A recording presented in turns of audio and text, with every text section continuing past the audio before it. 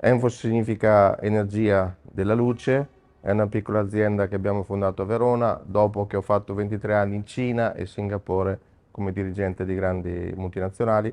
Noi siamo concentrati a produrre macchine per idrogeno verde, batterie al flusso per long duration energy storage e membrane fotosintetiche per produrre quello che chiamiamo l'idrogeno bianco. L'idrogeno bianco è un combustibile solare che si produce con l'acqua, i fotoni, quindi la luce direttamente, senza l'intervento di energia elettrica.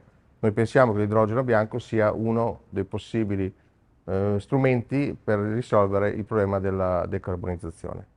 Perché l'idrogeno è importante? Perché è naturale, pulito, è leggero, non è inquinante, si può produrre tramite il sole, l'acqua e quello che abbiamo già in casa. Rispetto alle batterie, in questo caso batterie al litio che vengono soprattutto dalla Cina, ha dei vantaggi sia di peso che di possibile costo. Oggi costa ancora molto, quindi è poco usato. In prospettiva sarà uno dei vettori che potrà aiutare anche la mobilità a ridurre l'inquinamento globale.